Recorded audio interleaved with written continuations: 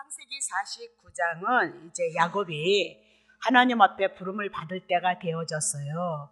그래서 하나님 앞에 부름을 받을 때가 되어졌는데 야곱을 통하여서 12아들을 낳고 구약의 12지파, 구약의 교회를 세워나갈 것을 하나님이 계획하고 있는 가운데 하나님께서 야곱에게 앞으로 그들에게 되어질 일을 향하여서 예언을 하고 있는 거예요. 여러분, 오늘날 우리가 사용하는 은사하고 성경에서 얘기하는 그 예언은 다른 거예요. 다른 거. 구약에서 성경에서 얘기하는 예언이란 하나님의 말씀, 하나님이 계획하고 하나님이 의도했던 것을 예언하시고 미리 말씀하시고 그 말씀을 이루심으로 말미암아 하나님의 언약이 이루어지고 성취되어진 것이다. 그래서 모든 성경의 주제는 하나님은 여호와이시다 그 얘기예요. 전능하신 하나님께서 언약하셨는데 그 언약한 걸 이루시겠다 그 얘기가 성경에 대한 얘기죠. 그래서 그 언약의 내용 여호와이시다가 누구로 풀어진다 그랬어요? 예수 그리스도로 풀어진다 그렇게 얘기를 했거든요. 그래서 이제 야곱이 하나님이 주신 사명을 다 하고 그리고 가는 거예요.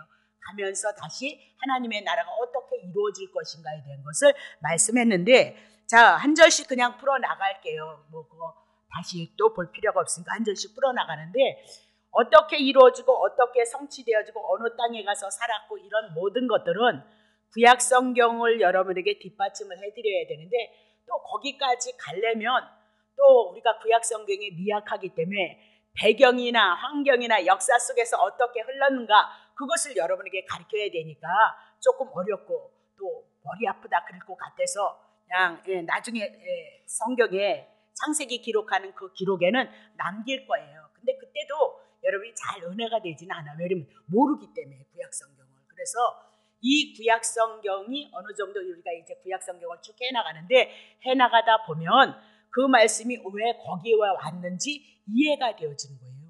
이해가 되어지는 것이 중요한 것이 아니라 하나님께서 말씀하셨는데 몇백 년을 지나서 몇천 년을 지나서도 하나님이 그 역사를 이뤘다는 게 중요한 거죠. 그냥 우리끼리 하나님이라고 그러고 저쪽에서도 하나님이라고 그러고 다른 종교에서도 그 신을 하나님이라고 얘기를 하고 있거든요. 그러면 하나님이라는 것을 어떻게 증명할 거냐 그 얘기예요. 어떻게 말씀하시고 말씀하신 것을 이루심으로 말미암아 그분이 하나님이시라는 것을 우리가 알 수 있는 거지. 불교에서도 그분이 신이라고 그랬잖아요. 다른 종교에서도 자기들이 섬기는 것을 다 하나님이다 신이다 그렇게 얘기를 하고 있거든요. 그럼 도대체 진짜 신이 누구냐 그 얘기예요. 그래서 에레미야를 통해서 이사야 선지자를 통해서 하나님이 말씀 하나님의 입에서 나간 말씀은 그대로 이루어진다는 거예요. 그런 신이 있으면 나와보라 그렇게 얘기했어요. 그런 신은 없다 그 얘기예요. 그런 신은 누구 하나냐요? 여호와 하나님 한 분뿐이다 그 얘기를 하고 있어요. 그건 구약이에요. 구약의 모든 성경은 그림자로 해서 모형으로 해서 예수 그리스도에 대한 얘기는 하나도 없다 그 얘기예요. 구약 성경에. 근데 그림자로 모양으로 예수 그리스도를 증거해 나가고 있는 거예요. 우리 창세기를 통해서 그것을 설명해 나가고 있잖아요. 새로 오신 분이 계시면 조금 어려우신데 모든 성경은 예수님 증거한다면서요. 그렇죠? 그래서 구약 그렇게 얘기하니까 구약은 옛 그림자, 옛 언약이다 그 얘기고 신약은 새 언약이다. 구약에서 언약하셨던 것을 신약에 와서 다 이루심으로 새 언약이 성취되어졌다. 그 얘기를 신구약의 성경을 통해서 말씀하는 거예요. 그러니까 구약 성경 고린도후서 3장 14절 한번 가서 보셔야 돼요. 가셔서 반드시 구약 성경은 무엇을 거둬야 돼요? 구약 성경에 예수 그리스도를 증거하는데 수건으로 가리웠다 그 얘기예요. 그래서 이 수건을 거두면 그리스도로 나오게끔 되어져 있어요. 그리스도로 나오게 되어져 있으면 여러분에게 자유하는 영이 성령이 이 마음으로 말미암아 이 복음을 인하여서 기쁨이 올 수밖에 없다 그 얘기를 하고 있는 거예요. 자, 그러면 자 우리 창세기 49장 1절부터 해나갈게요. 자, 두 번씩 해나갈 필요가 없으니까 야곱이 그 아들들을 불러서 12아들을 불러서 이르되 너희는 모여라. 너희의 후일에 당할 일을 내가 너희에게 이를 것이다. 그렇게 얘기를 하고 있어요. 그럼 여기서 2절에 보면 야곱의 아들들아 그렇게 얘기하잖아요. 야곱의 아들들아 너희 아비 이스라엘에게 들을지어다. 그렇게 얘기하고 있어요. 그러면 야곱이라는 이름이 결국은 이스라엘로 바뀌었잖아요.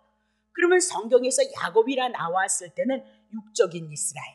그러니까 이스라엘이 되기 이전에 하나님의 은혜를 직접으로 실질적으로 경험해서 이스라엘이 되어진 것. 그 이전의 이름은 뭐예요? 야곱이었어요. 그래서 늘 사기꾼이었고 인간의 계산으로 빨랐고 남을 등치는 자가 누구였어요? 야곱이었다. 그렇게 얘기를 하고 있죠.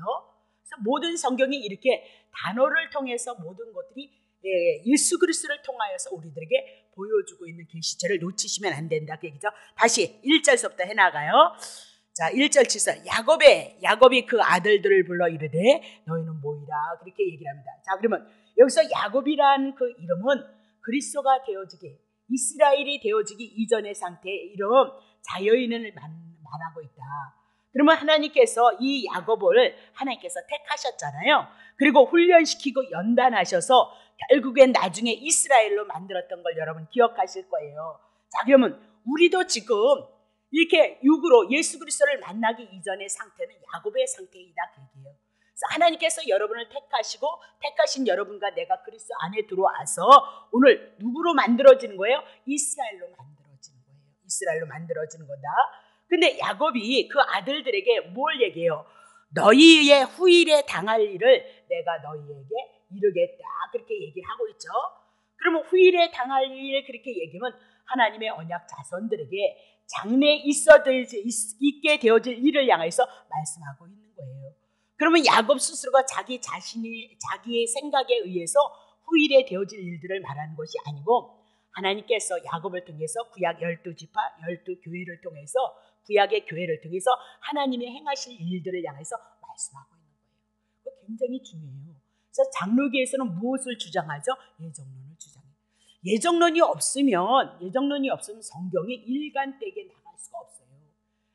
아담 이후로부터 모두가 죄인이에요. 그래서 하나님 앞에는 의로울 것이 없어요. 하나님 받으실 것이 이 땅에 아무것도 없어요.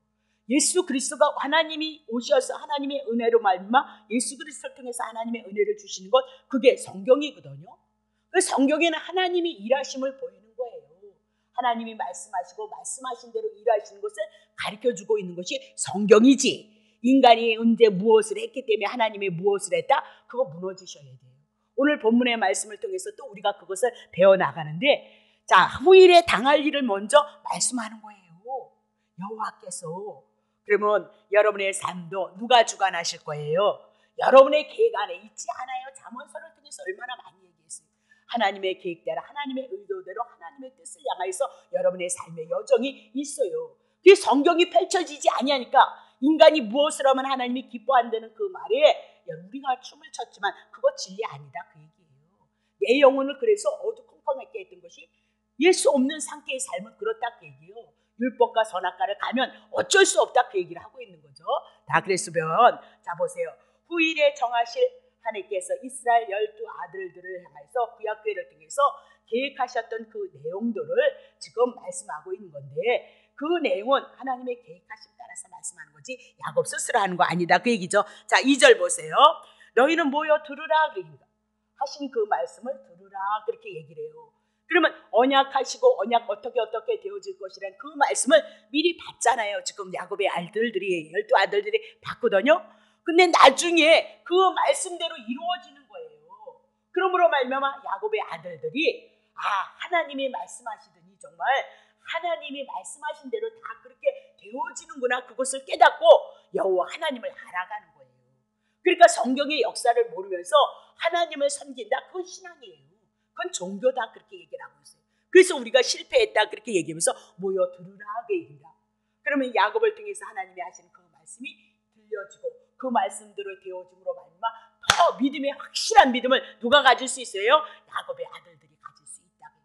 우리는 성경이 다 이루어진 상태 속에서 말씀하신 그 모든 말씀들이 어떻게 몇백 년 전에 예언하셨는데 예언하신 것이 이루시는 것을 통해서 우리의 믿음을 확실하게 견고하게 되어줄 수 있는 거다. 그 얘기를 하고 있죠. 그러면 야곱의 아들들아 그렇게 하면서 너희 아비 이스라엘에게 들을지어다. 그래서 야곱이란 이스라엘이 되기 이전의 상태, 육신에 속해 있는 상태, 인간의 지혜를 가지고 인간의 꾀를 가지고 있는 그 상태 속에 있었던 야곱이었는데 이젠 이스라엘이 되어졌다. 그 얘기를 하고 있어요.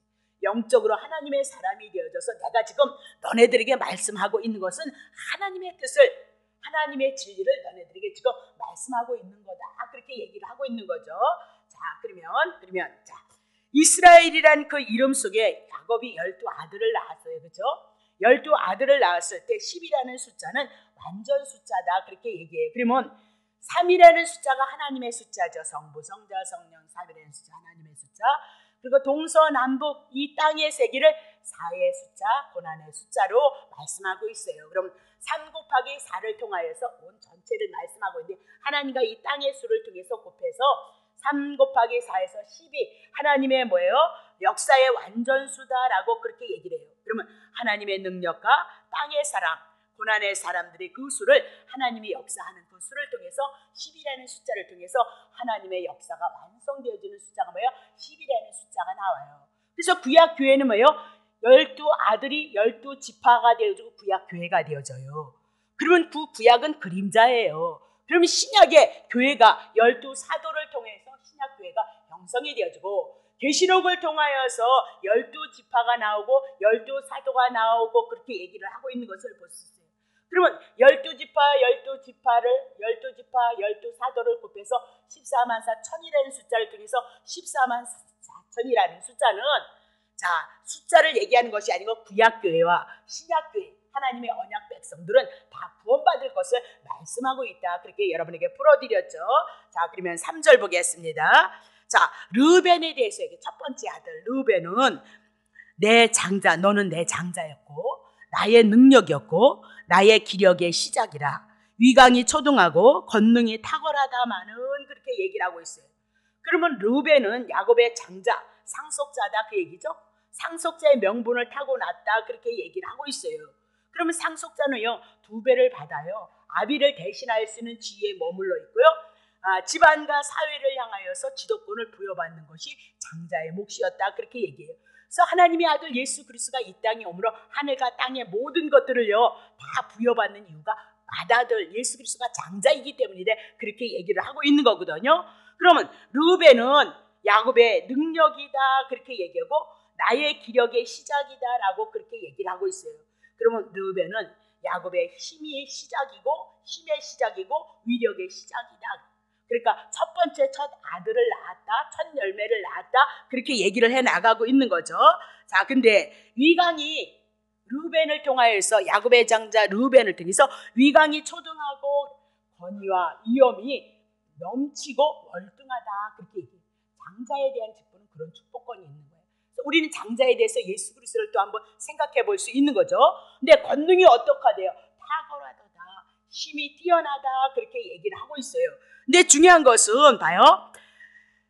위강이 초등하고 권능이 탁월하다마는 탁월했으면 좋았겠구만.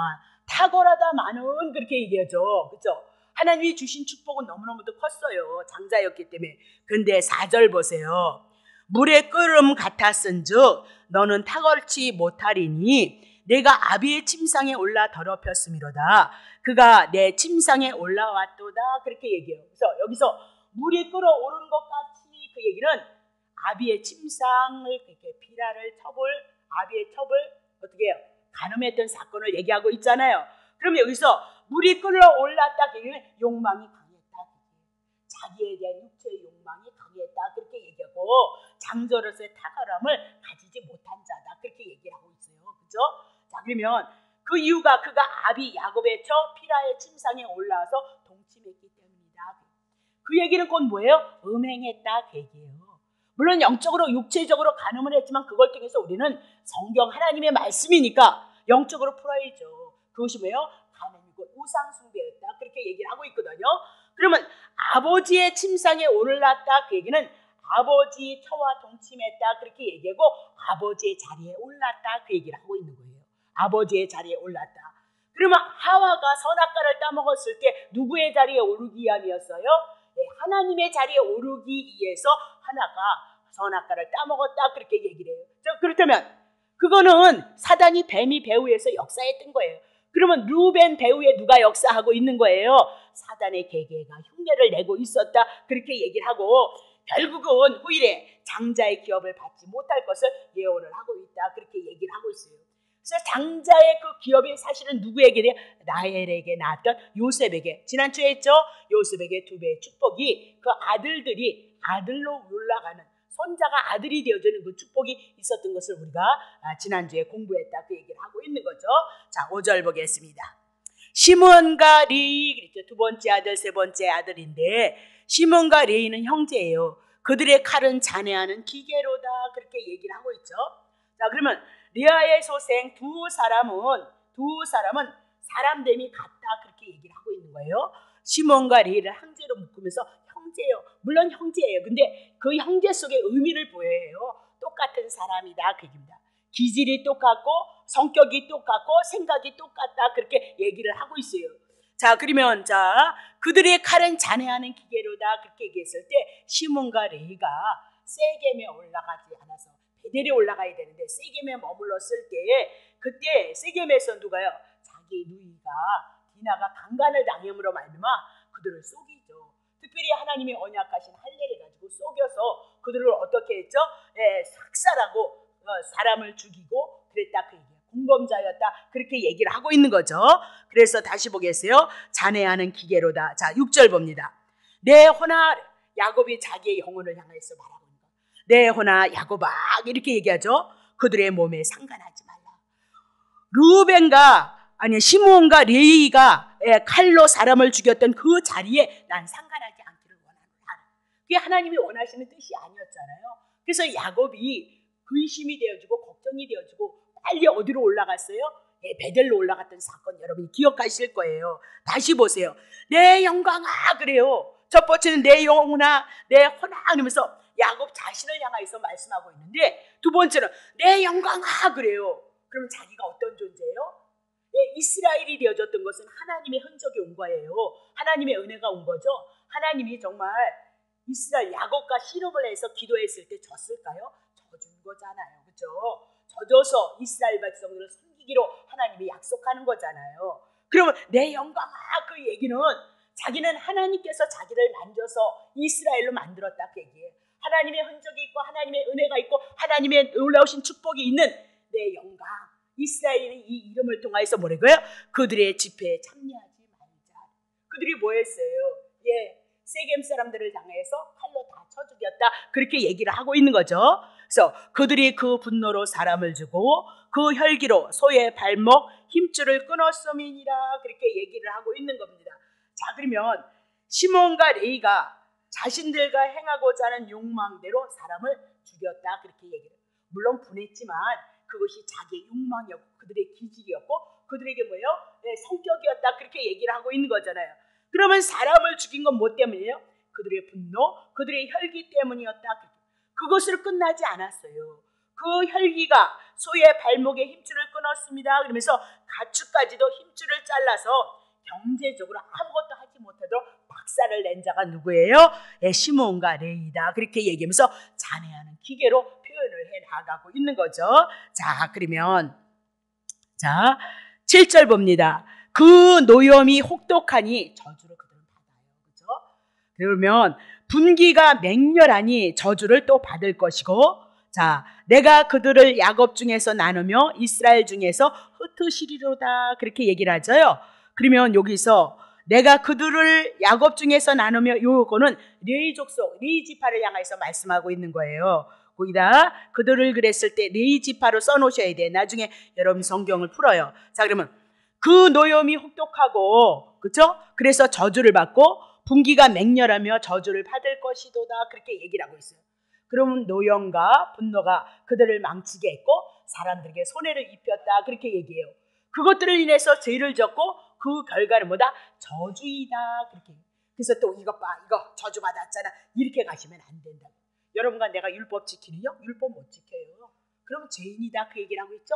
아담 이후로부터 모두가 죄인이에요. 자, 나중에 조금 더 풀겠습니다. 자, 그러면 여기서 내가 그들 중에서, 하반절에 내가 그들을 야곱 중에서 나누며 이스라엘 중에서 흩으리다, 그 얘기는 레위 지파를 향해서 말씀하고 있다, 그렇게 보시면 되는 거죠.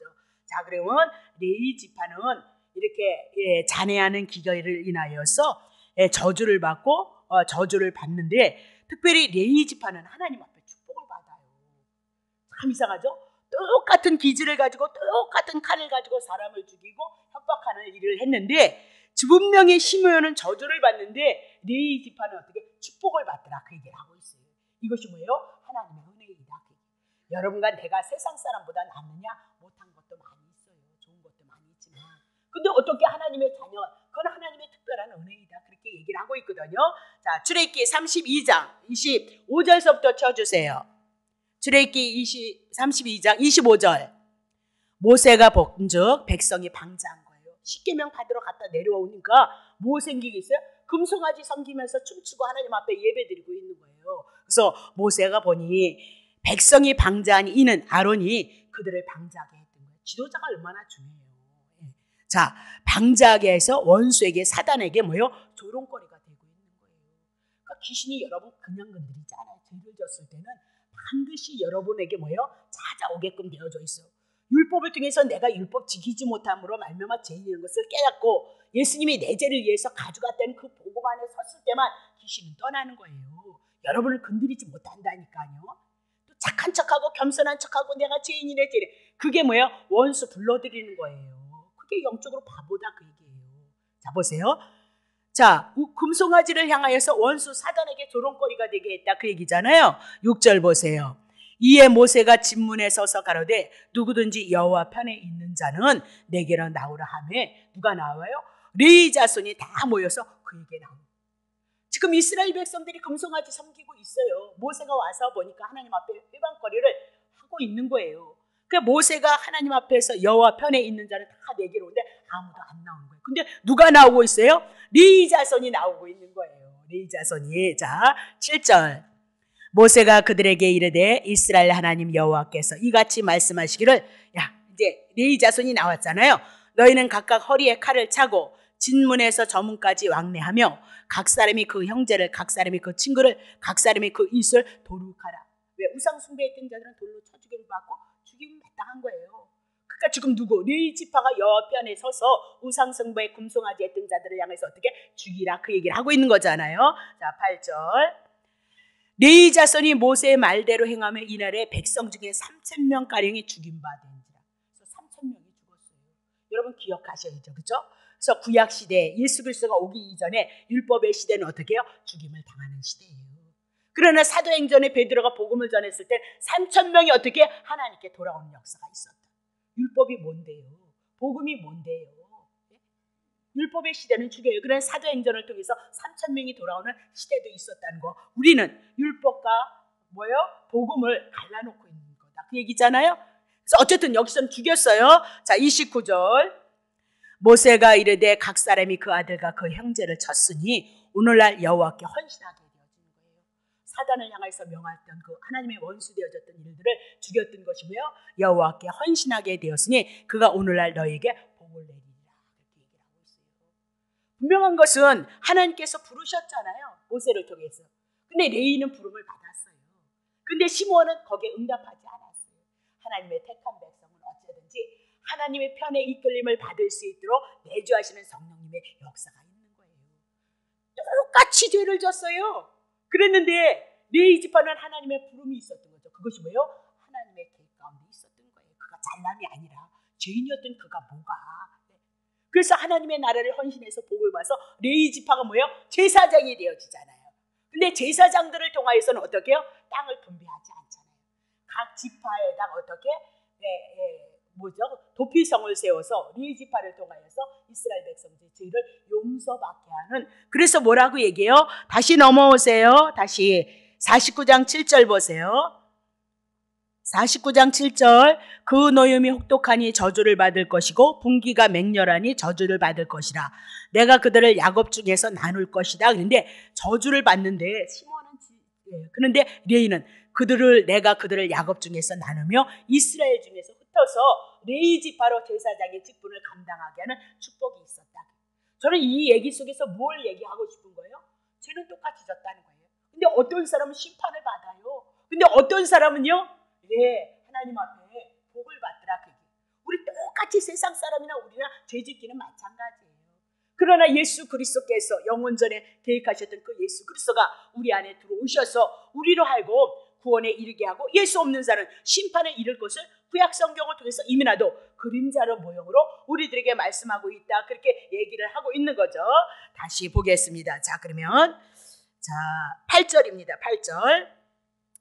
유다야, 너는 내 형제 중에서 찬송을 받을 것이래.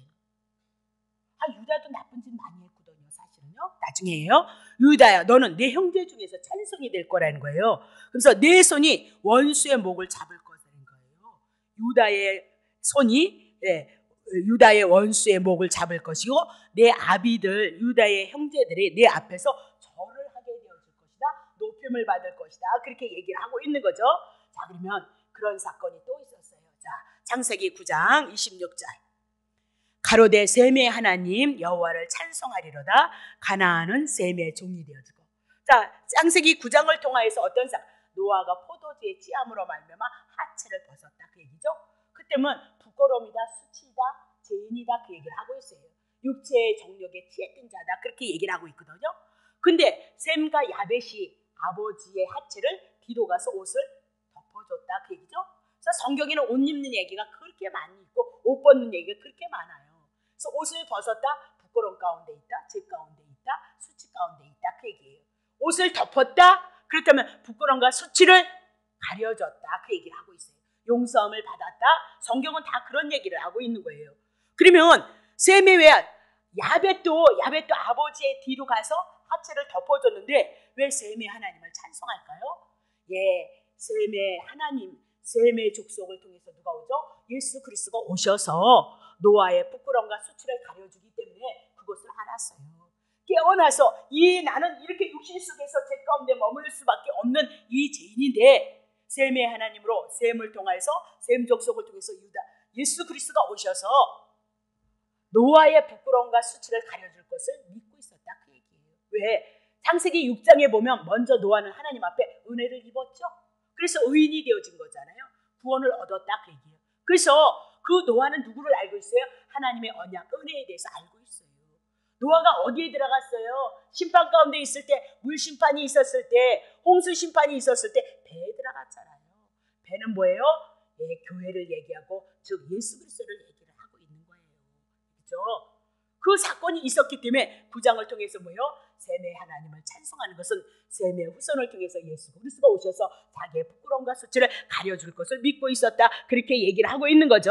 자, 마찬가지예요. 왜 유다의 형제 중에 찬송을 받아야 되느냐? 요셉을 향해서 팔아먹기로 주장하고 앞섰던 사람도 유다였잖아요. 그렇죠? 우리 배웠잖아요. 요셉을 통해서요. 그렇다면 왜 유다가 형제 중에서 찬송이 되어지느냐? 유다 지파 중에서 누가요? 다윗이 왕으로 나오죠. 다윗을 통해서 또 누가 나와요? 예수 그리스도가 오실 거예요. 유다 지파를 통하여서, 그래서 유다에서 요한복음 4장에 유다에서 누가 나와요? 구원이 올 것을 말씀하고 있어요. 그렇죠? 네. 그러면 유다 지파에서 다윗 왕이 나오고 다윗의 후손으로 예수 그리스도가 오실 것이다 그 얘기죠. 그러면 유다의 후손으로 오시는 예수 그리스도가 유다의 원수 사단의 목 죄의 문제 해결할 것이다 그렇게 얘기해요. 그러면 사단의 목 그러면 창세기 3장 15절 여인의 후손 예수 그리스도가 오셔서 사단의 머리를 깨뜨리실 거 이미나도 예언했죠. 그러면 유다의 후손으로 오신 예수 그리스도가 이스라엘 모든 지파들이 오실 예수 그리스도를 향해서 머리를 숙일 것을 향해서 말씀하고 있다. 그 얘기를 하고 있는 거예요. 자, 그러면 9절 보세요. 유다는 사자의 새끼로다. 내 아들아 너는 움킨 것을 짚고 올라갔도다. 그의 엎드리고 웅트림이 숫사자 같고 암사자 같으니 그를 범할 수 있으랴. 그렇게 얘기하면서 유다를 뭐로 표현해요? 사자의 새끼로 표현하고 있어요.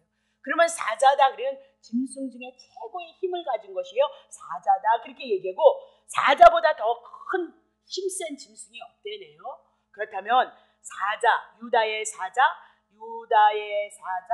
유다로 오시는 예수 그리스도가 이 땅에서 만왕의 왕으로 가장 힘있고 능력 있는 자로 오실 것을 예언하고 있다. 그렇게 얘기를 하고 있어요. 자, 계시록 5장 5절 보세요. 장로 중에 하나가 내게 말하되 울지 말라. 유다 지파의 사자 다윗의 뿌리가 이기었으니 이 책과 그 7인을 떼시리라 하랴. 유다 지파의 사자 다윗의 뿌리로 뿌리가 이겼다 그 얘기죠. 그가 누구냐? 6절 보세요. 내가 또 보니 보좌와 내 생물과 장로들 사이에 어린 양이 섰는데 그러면 5절에 말씀했던 다윗의 지파로 오실 분이 누구예요? 어린 양이었어요. 어린 양.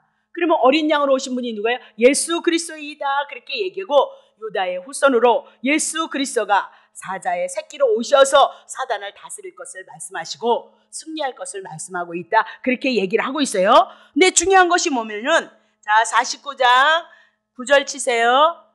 네. 너는 움킨 것을 찢고 올라갈 것이도다. 그렇게 얘기해요. 그러면 지금 사자가 움킨 것을 찢고 올라갔도다. 그럼 먹이를 잡아 그 살을 찢고 그것을 먹기 위해서 산으로 올라갔다. 그렇게 얘기를 하고 있어요. 그럼 이것을 예수님으로 적용을 해봐요. 자, 유다의 자손 예수 그리스도가 십자가에서 죽으실 때 누구에게 먹이가 되는 거예요? 사단에게 먹이가 되어지는 거예요. 여러분의 죄 때문에 죄값 정령 죽으리라 했으니까 여러분의 죄를 위해서 사단이 우리에게 요구하잖아요. 율법이 너 죽어야 되잖아. 죄 때문에 죽어야 되잖아. 그렇게 묻는 거예요. 그래서 그 죄를 위해서 지금 죽으러 가고 있어요. 그러면 예수님이 십자가에 올라가신 것 우리의 죄, 사단이 붙잡고 있는 죄를 인해서 사단의 먹이가 되어주기 위해서 십자가에 올라간 거예요. 그러나 죽으시고 3일 만에 부활하심으로 말미암아 이제 사단이 쫓겨남을 당해요. 사단이 죄 있을 때는 죄값 정령 죽으리라 했지만 이제 우리의 죄를 위해서 죽으셔서 끝나버렸잖아요. 근데 3일 만에 딱 부활하셨네. 그렇다면 부활하신 것은 이제 의롭게 되어졌다 그 얘기를 하고 있는 거죠. 그리 의로우니 죄가 없으니 여러분의 죄 가져갔으니 여러분이 의로우니 사단이 여러분을 붙잡느냐? 못 붙잡는다 그 얘기예요. 그래서 우리에게 기쁜 소식이다 그 얘기예요. 막 기쁘다 하면 뭐가 기쁨인데요? 복음이 없이는 그리스도 이 복음이 없이는 우리가 기뻐할 것이 없어요. 그러니까 어쩌면 여러분과 내가 예수 열심히 믿고 하나님이 원수 되어지는 율법을 붙잡고 있기 때문에 눈 가리고 아웅하기 때문에 여러분과 내가 훈련받는지 몰라요. 내가 누구에게 어저께 그 얘기했나요? 내가 성경 전체를 뒤져서 살펴보니까 결국은 나오는 것은 무슨 행함이 아니에요. 행함이 아니고 예수 그리스도의 하나님의 은혜, 하나님의 사랑, 내가 너를 위해서 십자가에서 죽으신 그 은혜와 그 사랑이 내 마음속에 이 신구약의 말씀을 통해서 아느냐 모르냐 문제라니까요. 그것이 내게 믿음으로 와지고 은혜로 와지고 감사로 와줘서 언제든지 연약해도 그분을 바라보고 그분을 소망하며 감사함으로 주어진 삶의 여정을 믿음으로 고백해 나가시면 된다 그 얘기예요. 그것이 우리의 예배라니까요. 이곳에서 예배 잔뜩 드리고 뒤에 가서 흉보는 거 그게 무슨 예배예요? 그 망조예요, 망조. 우리 안에 복음이 들어오고 진리가 들어와서 그것을 거부할 수 있는 힘과 능력이 우리에게 있어야죠. 그게 예수 믿는 거죠. 복음 붙잡고 있는 거죠. 우린 그렇게 살아가면 좋은데 또 안 사라지잖아요. 그렇다면 내가 이래서 죄인이구나. 그래서 내가 죽을 수밖에 없는데 예수님이 대신 오셔서 내 죄를 위해서 죽어주셨구나. 그리고 3일 만에 부활하셨으니까 내가 의로운 자가 되고 하나님의 자녀가 됐으니까 하나님의 생명을 바라보고 공급받기를 소원하라니까요. 그게 예수 믿는 방법이에요. 다시 보겠습니다. 자, 그럼 보세요. 그러면 그가 숫사자가 암사자가요 엎드리고 웅크리고 있다 그렇게 얘기하면서 누가 그를 범할 수 있겠느냐 그렇게 얘기를 하고 있어요. 누가 그를 이길 수 있겠느냐 그렇게 얘기를 하고 있어요. 그럼 웅크린다 엎드렸다 그 얘기를 힘을 모으고 있는 상태. 언제든지 원수를 향해서 제압할 수 있는 그 상태를 향해서 말씀하고 있다 그 얘기죠. 그럼 유다 지파에서 오신 예수 그리스도를 향해서 누가 이겨낼 수 있겠느냐? 그분이 하나님이신데 여러분 태어날 때부터 죄인이기 때문에 죽어있기 때문에 아무것도 못하는 존재예요. 그러면 예수님께서 유다 자손 오시는 예수 그리스도를 통해서 그가 힘과 능력이 있어서 예수 그리스도를 당할 수 없다 그 얘기예요. 근데 예수님이 무슨 이 땅에 마태, 마가, 누가, 요한복음, 복음서를 통해서 뭐 하셨어요? 네? 힘과 능력을 어디다 썼어요? 네? 십자가에서 썼어요. 십자가에다. 죄인을 위해서 당신이 죽으심으로 말미암아 우리를 살리시는 힘이 뭐예요? 십자가의 죽으심이에요. 그 은혜, 그 사랑 누가 이길 수 있겠어요? 아무도 이길 수 없는 거예요. 네? 우리가 옆에 있는 사람 봐주잖아요. 에휴, 그래. 어리니까 내가 봐줘봐. 한 번 봐주죠? 두 번 봐줘. 네, 두 번까지 내가 그래도 참는다. 세 번? 그때 못 참아. 네 번? 절대 참았다니까 내가 바보가 되걸라며. 아니 부부간에도 그게 있어지잖아요. 자식들한테도 우리 속에는 그런 게 내 마음대로 이어져. 근데 우리가 이웃을 향해서 사랑해요? 안 되는 거예요, 여러분. 그 눈 가리고 하옹인 거예요. 막 사랑하라니까 뭐 아멘. 그리고는 하나도 사랑할 만한 힘이 있어야죠. 얘기했죠. 언젠가 어떤 목사님 앞에 밥을 대접하는데 훈련 열심히 받고 아주 너무너무 연단과 훈련을 받아서 자기가 이제 온전한 사람이 되어졌다고. 그래서 목사님이 따귀를 때렸대잖아요. 밥 먹는데. 그랬대잖아요. 그래서 아니 밥 사드리는데 따귀 때리면 승질나지 않겠어요? 그래서 도대체 나를 왜 때리냐고, 목사님 왜 그러시냐고, 왜 그러시냐고 그랬더니 바대 때문에 그래. 얼마나 많이 쏟고 있어요. 복음 거저주신 의를 덧입는 거라니까요. 그 공로를 무시하시면 안 돼요. 그렇다고 뭐막 살라고 그러는 건 아니잖아요. 그렇죠? 그럴 수가 없어요. 괴로워서 못해요. 연약해서 범죄할 수 있고 연약해서 실수하지만 그것이 집에 돌아와서 주님을 기억하고 묵상하고 신앙을 고백해 나가면 얼마나 괴로운데요. 고통스럽고요. 그래도 욕심이 있으니까 어쩔 수 없이 또 범죄하잖아요.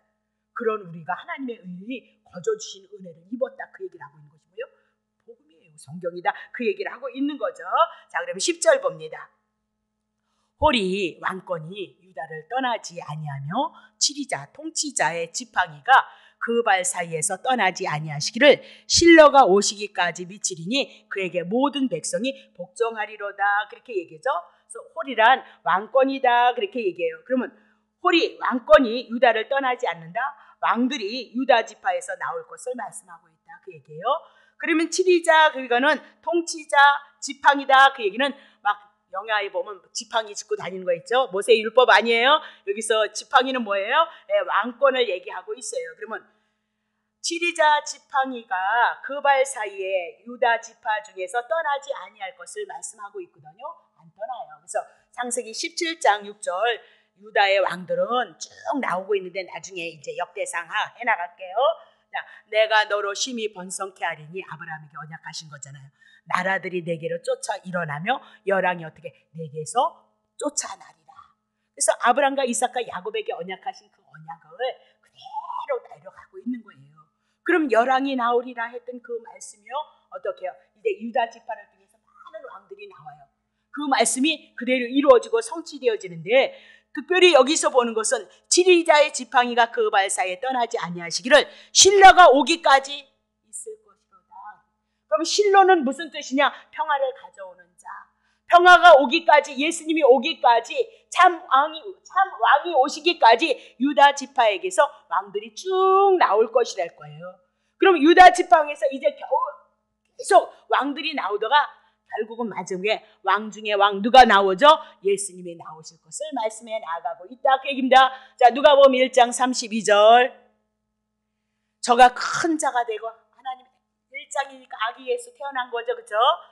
큰 자가 되고 지극히 높으신 이의 아들이라 일컬을 것이고, 주 하나님께서 그 조상 다윗의 다윗에게 왕권이 있게 하셨던 그 왕권을 누구에게 준대요? 예수님의 왕권.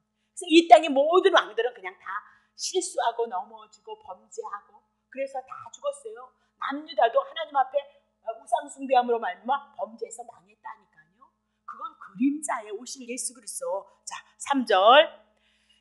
영원히 영원한 왕인 거예요. 예수 그리스도는 야곱의 집에 왕 노릇하실 것이며 그 나라를 뭐다? 영원 무궁한 거예요. 멸망받지 않는 나라. 그 나라의 왕이 누구예요? 아기 예수로 오신 예수 그리스도를 말씀하고 있는 거예요. 그러면 창세기 49장 11절 다시 치세요. 홀이 유다를 떠나지 아니하는데, 왕권이 유다를 떠나지 않은데 치리자 왕권의 지팡이가 다스림이 그 발 유다의 나라의 발 사이에서 떠나지 아니하시고 언제까지? 실로 평화의 왕이 오시기까지예요. 예수 그리스도가 오시기까지 미칠 것인데 그에게, 예수 그리스도에게 모든 백성들이 어떻게 복종하게끔 되어져 있는. 그래서 지금 어떻게 해요? 우리나라까지 복음이 들어왔고요. 또 영적으로 풀면 하늘과 땅과 땅 아래 모든 것들이 예수 그리스도 앞에 무릎을 꿇을 것을 향해서 말씀하고 있죠. 자, 그런 것들을 말씀하고 있다, 그렇게 보시면 되는 거죠. 자, 그러면 중요한 것은 여기까지만 해 나갈 거예요. 11절 해야 되겠군요. 11절 보세요.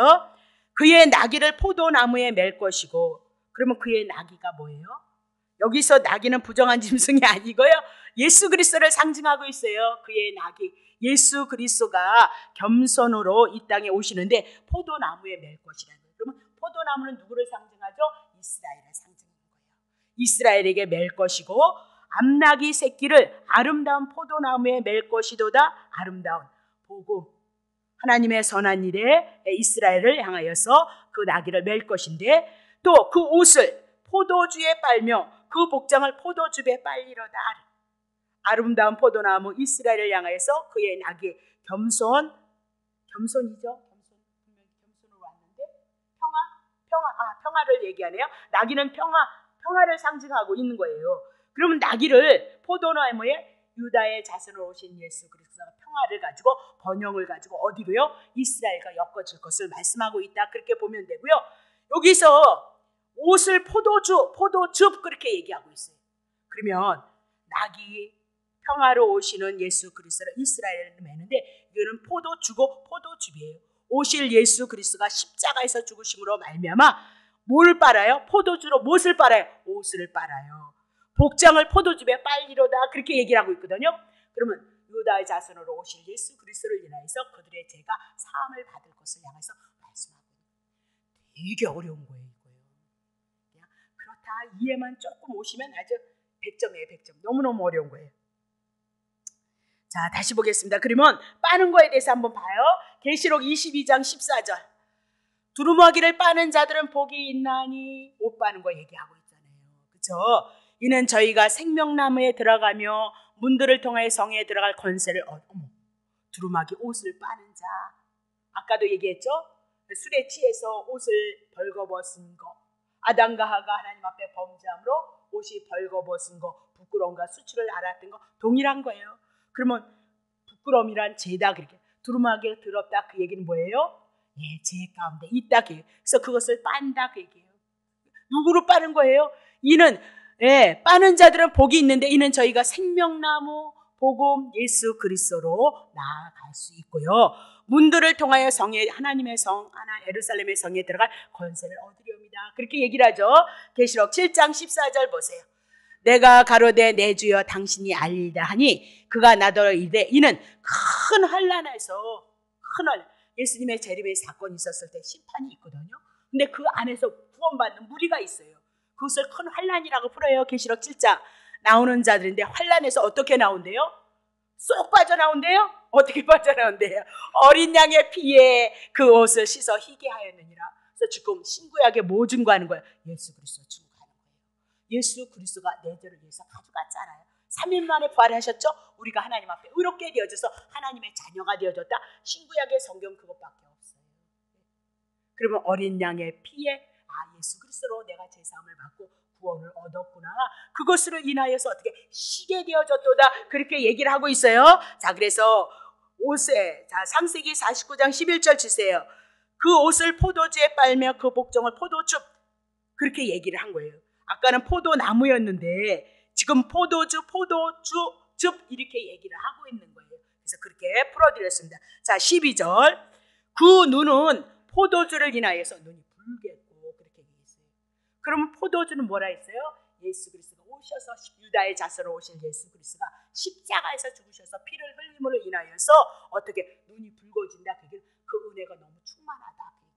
그 은혜가 너무너무 충만해서 그 사랑이 너무너무 죽어서 붉어졌다. 그렇게 얘기를 하고 있는 거예요. 그래서 구원의 기쁨, 은혜가 충만함을 인하여서 눈은 포도주를 인하여서 붉어졌고 이가 뭐예요? 우유로 인하여 희리로다. 그렇게 우유만 먹으면 희지는 거예요.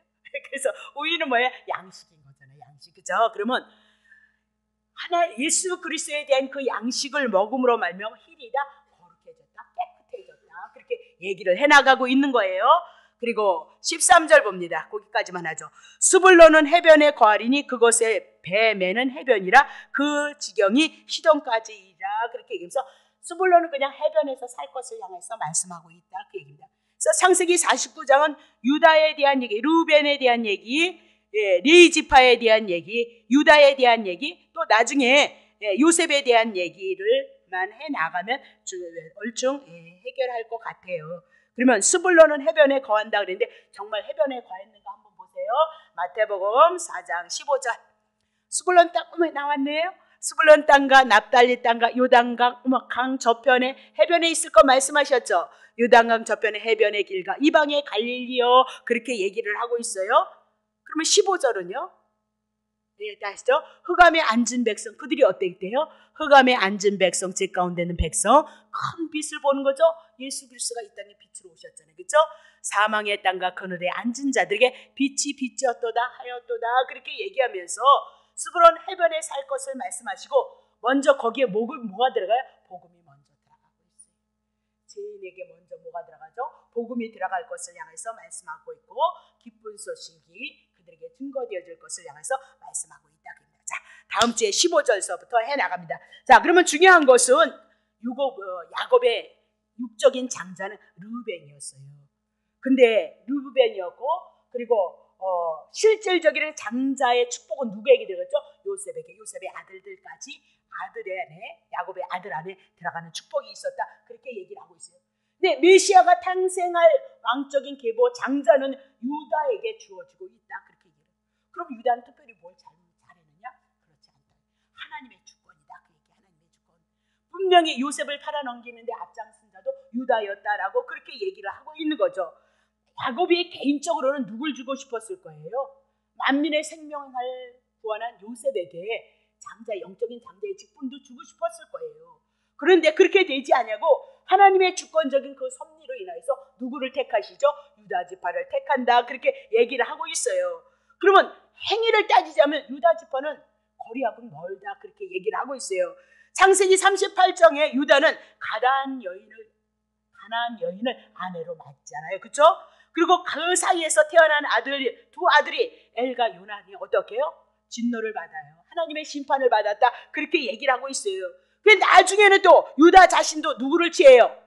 다말을 취함으로 말미암아 불륜의 관계로 누구를 낳아요? 자식을 낳는 것이 있었다. 그렇게 얘기를 하고 있는 거죠. 이런 것을 통해서 우리는 무엇을 보느냐? 인간의 행위, 하나님의 일하심이 영원전서부터 계획하셨던 그 일들이 인간의 행위의 지배를 받지 않아요. 하나님의 주권에 따라서, 하나님의 계획하심에 따라서 하나님의 일하심을 보게 되어진다. 그 얘기예요. 자, 고린도전서 1장 28절 보겠습니다. 고린도전서 1장 28절. 자, 하나님께서 세상에 천한 것들을, 멸시받는 것들을, 없는 것들을 택하사 있는 것을, 그렇다면 이럴 거죠. 저 목사님이 된 걸 보니까 세상에 여러분보다 천해서 택했는가 보다. 여러분보다 그냥 멸시를 받을 만해서 목사 택해. 그게 조건이 되지 않아요. 제 가운데 있는 우리의 모습은 다 이런 상태인 거예요. 이런 상태인데 하나님이 특별한 계획하심이 있어서 어떤 사람은 이런 자로 제 가운데 이렇게 있는데 이렇게 내버려둬요. 간섭하지 않아요. 근데 우리는 간섭해서 몰아서 어디로 모은 거예요? 축복받는 데나 능력받는 데나 팔자핀 데나 막 이렇게 꼬셔가지고 어디로 왔어요? 교회로 와서 영적인 하나님의 생명의 말씀을 통해서 하나님이 우리를 사랑하시는 그 사랑하심을 입은 자들이 여러분과 나다. 그렇게 얘기를 하고 있어요. 제가 어저께 오빠를 만나면서 어저께도 얘기를 했지만 만나면서 참 애쓰는 거죠. 이래머래 저러면 너무 애쓰는데 내가 그랬거든요. 오빠, 좋은 일도 좋고 착한 일도 좋지만 예수 없으면 지옥 가는데 어떻게 예수를 믿어야지. 이게 좋은 일이 아니요. 내가 그렇게 얘기를 했어요. 그랬더니 어쨌든 감사하게 뭐라 그러더라. 이제 직장 끝나면 이제 1년인가 2년 남았으니까 그거 끝나면 그때는 마누라 쫓아서 이제 가본대요. 천주교를 다니니까 복음을 모르니까. 그래서 천주교를 가더라도 진짜 하나님을 만나려고 해야 되는데 그 하나님이 예수야. 예수님이 오빠를 위해서 죽고 오빠를 위해서 살리셨다는 것이 오빠 마음속에, 심령 속에, 영혼 속에 들어오지 않으면 지옥 가. 그러니까 정신 차리고 한번 해봐 그랬더니 거부하지 않아요. 그래서 하나님이 관장이래. 천주교에서도 그런 게 있대요. 그래서 그렇게 얘기를 했거든요. 착한 일로 따지면 여러분, 우리는 가난한데 뭐 착한 일을 해? 그냥 물로 뒤집어지고 난리셨을 때 여러분 어떻게 한 기백만 원 좀 한번 해보셨어요? 안 되잖아요. 세상 사람들은 잘 하잖아요. 근데 뭘로 착하다고 여러분들이. 그래서 자, 에베소서 다시 한번 쳐주세요. 이 말씀은 너무 성경에 창세기를 시작하기 전에 자, 에베소서 다시 봅니다. 창세기 1장 4절 3절부터 봐요. 에베소서 1장 3절 치세요. 찬송하겠다는 거예요. 하나님 곧 우리 주 예수 그리스도의 아버지께서 그리스도 안에서 하늘에 속한 모든 신령한 복, 구원인 거죠. 그렇죠? 우리에게 복을 주시되 복 주신다는 거잖아요. 그렇죠? 자, 4절 창세전에 그리스도 안에서 영원전에 예수 그리스도를 준비했어요. 그럼 피조물인 우리는 하나님의 말씀에 순응할 수 없는 존재라는 것을 알게 하시고 깨닫게 하셔서 영으로 거듭나게 하시는 거란 말입니다. 예수 믿는 게 우리로 하나님의 사랑 안에서 그 앞에 거룩하고, 어떻게 거룩하고 흠이 없는 거예요? 예수 그리스도가 죄 가져가고 우리의 의로움이 되어져서 우리가 거룩해지고 의로워지고 흠이 없는 자 만드시겠다는 거 영원전에 계획하셨다니까요. 자, 5절 봅니다. 그 기쁘신 뜻대로예요. 우리가 그분이 기뻐하시는, 그분이 사랑하심을 따라서 여러분 택함을 받은 거고요. 저쪽에 있는 분들은 기쁘신 뜻이 아닌 거예요. 그러면 믿지 않는 자들에게 대드는 거죠. 어떻게 하나님이 그 거룩한, 아니 그러니까 오라니까 교회 안에 들어오면 된다니까요. 시비 걸지 마시고요. 네? 근데 하나님의 그 택하심이 없으면 이 말씀이 은혜로 들어와지질 않는 거예요. 그러니까 은혜예요. 언제 제가 우리 오빠라면 언제 영의 말씀이, 이 복음이 들어가서 영의 말씀, 문자로 풀어낸 이 말씀이 하나님의 말씀, 생명의 말씀이 되어질까 생각하면 정말 깝깝하다니까요. 너무너무. 우리는 이 복음 안에 이 자유함을 누리며 이 말씀이 뭔데 생명이 되어져서 기쁨으로 감사함으로 우리가 이 밤에 와서 하나님 앞에 예배할 수 있냐 말입니다. 성령의 은혜가 아니고서는 간섭하심이 아니고서는 할 수. 자, 기쁘신 뜻대로 그분이 우리를 기뻐한 거예요. 좋아하신 거예요. 우리를 예정하셨어요. 어떻게? 예수 그리스도로 말미암아 자기 아들들을 만들 것을 이번에도 영원전에 계획하셨다니까요. 그거 주님이 지금 구약에는 그림자로 설명해 나가는 거예요. 그래서 이스라엘 역사를 통해서 그대로 이루시고, 어떻게 해요? 이스라엘 역사를 통해서 예수 그리스도 오셨다 그 얘기를 하고 있는 거잖아요. 그렇죠? 예수님이 죽으신 것과는 그것이 역사적으로 이스라엘 유대 역사에 없으면요 기독교가 존재할 수가 없어요. 그건 세계 역사에서도 인정하는 사건이기 때문에 이것이 그대로 나오고 있는 거거든요. 그래서 유대인들이 안 망하는 이유는 뭐예요? 잘못해도 안 망해요. 왜? 성경을 증거해야 되기 때문에. 유대인의 역사 속에. 자, 그죠? 6절. 이는 그의 사랑하시는 자 안에서 우리에게 거저 주실 거라니까요. 그의 은혜의 영광 구원받은 것을 찬미하게. 그러면 예수 그리스도를 통해서 하나님의 은혜, 한 가지가 하나님의 은혜를 모르는데 뭔 찬양을 안 돼요? 입 벌리고 찬양이 찬양이에요? 그야말로 세상 노래예요.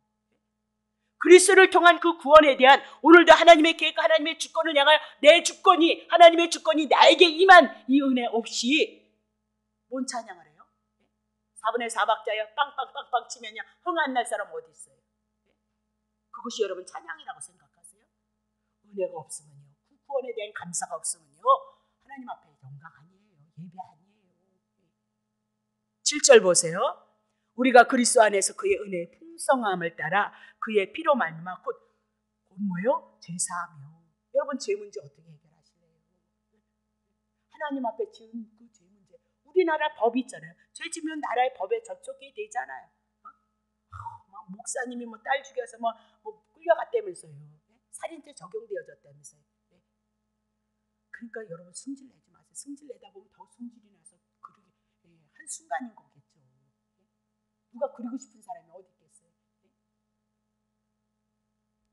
제사함을 받았으니, 그러니까 죄가 유발이 되어져서 죄를 다스리지 못하면 결국은 망쳐 걸린다니까요. 거기까지만 하면 돼요. 8절, 7절, 예, 됐습니다. 거기까지만 하죠. 구속 곧 제사함을. 나라의 법도 지키지 못하면 그러면 그림자예요. 이 땅은요. 하나님의 나라를요. 그럼 하나님 앞에 지은 죄는 어떻게 할 건데? 죄 문제 해결 뭐 정령 죽으리라 했으니까 골백 번 여러분들과 내가 죽었어야 되는데 골백 번 죄를 지을 때마다 살아나는 거죠. 이거 가지고 또 이제 다른 막 이단이라고 또 잡으러 올지도 몰라요. 우리끼리만 통하는 얘기잖아요. 자, 그럼 정리하겠습니다. 자, 창세기 49장을 통해서 야곱을 통해서 하나님께서 주신 그 분복을 그들에게 주는 거예요. 분복을 주는데 그건 하나님의 주권이에요. 누가 잘하고 못하고가 아니에요. 오늘 여러분도 마찬가지. 여러분에게 주신 건 하나님의 주신 분복이에요. 또는 저는 목사로 직임을 받고요. 성도님으로서 직임을 받았으면 어때요? 목사로 직임을 받아도 예수 그리스도 없으면 꽝이고요. 성도래도요. 예수 그리스도의 이 복음 안에서 하나님 앞에 감사할 수 있는 진짜 성도다 그 얘기를 하고 있는 거죠. 복음을 인하여서 하나님의 말씀을 여러분이 상고하로서 예수 그리스도를 인한 그 은혜를 묵상하고 마음 안에서 찬양해 나가고 하나님의 은혜를 구함으로써 2016년도가 더 복되시기를 예수 이름으로 축복합니다. 기도하겠습니다.